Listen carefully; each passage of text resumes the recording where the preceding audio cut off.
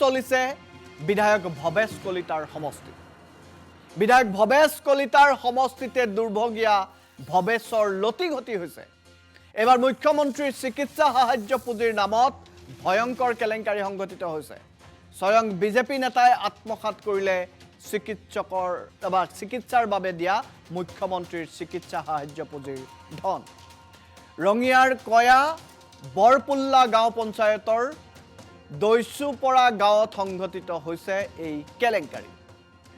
বৰলিয়া মণ্ডলৰ বিজেপি নেতা মনোৰঞ্জন কলিতাই আত্মসাৎ কৰিলে হিতাধিকাৰীৰ ধন ভৱেশ কলিতা নামৰ যুৱকজনৰ নামত অহা চেক জালিয়াতিৰ অভিযোগ বিজেপি নেতা মনোৰঞ্জন কলিতাৰ বিৰুদ্ধে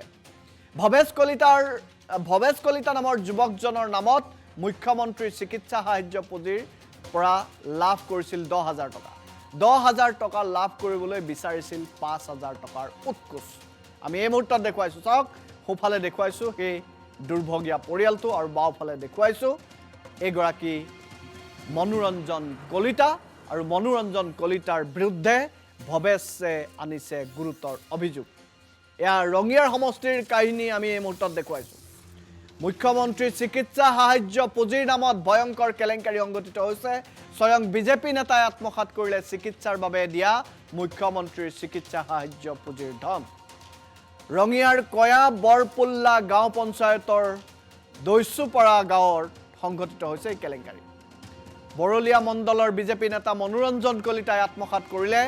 হিতাধিকাৰী ধন আমি মনোৰঞ্জন কলিতাকে মুহূৰ্তত দেখুৱাইছো এনেকৈ এটা দুখীয়া পৰিয়ালৰ পৰাও উৎকোচ বিচাৰে একাংশ পঞ্চায়তৰ ব্যক্তিয়ে বিজেপি সাংগু পাংগুৰ নেতাই আমি মন্তব্য আহিছে ভৱেশৰ সেই মন্তব্যটো শুনাব বিচাৰিছো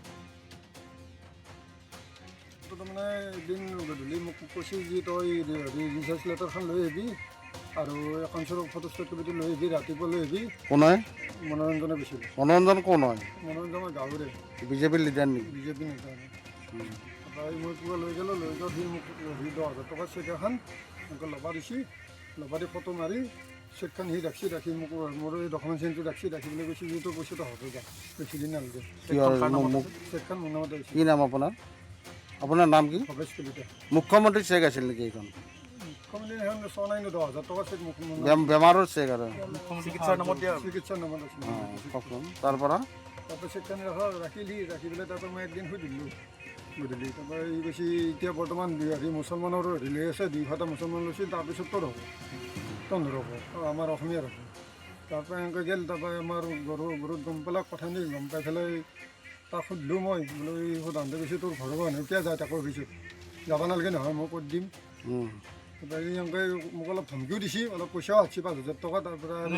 ৰেচন কাৰ্ড কাটি দিম মনোৰঞ্জন আছে কি বুলি কৈছে 10,000 টকা চেকখনৰ কৈছে 5,000 মোক দিবি 5,000 ৰাখি তাৰপৰা চেকখনৰ 5,000 তেখেতক তাৰপৰা সি এনেকৈ ধমকিও দিছে নহ'লে ৰেচন কাৰ্ড কাটি দিম বুলি কৈছে চাউলৰ আমাৰ নিচি পুলিচ লৈ মাৰিম বুলি কৈছে কিবা ক'লি মোক অলপ ধমকি দিছে বিজেপি নেতা নেকি তেওঁ বিজেপি নেতা গুণ্ডা নেকি তেওঁ আছে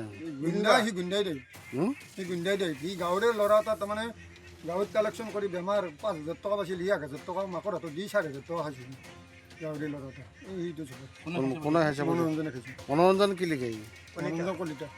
বিজেপিৰ ডাঙৰ লিডাৰ নেকি নেকি ডাঙৰ নেকি তাৰপৰা আৰু এতিয়া মই কিছু গম পালোঁ চেকখন মোৰ নামত অহা বুলি সিদিনা মই গৈছিলোঁ আমাৰ নিপন দেউতাক যাওঁতে ক'লাক যে চেকখন যি ভুলেছি চেকখন কি হ'ল ভৱেশ কলিতাৰ কৈছে চেকখন ভুলেছি ভুলে অহা কপি এটা মোক দিয়াচোন কপিটো দিয়া নাই এতিয়া বুলি আপোনাৰ পইচাটো খাই দিলে নেকি খালে কোনে খালে এই মুহূৰ্তত এটা ব্ৰেকিং নিউজ জনাব বিচাৰিছোঁ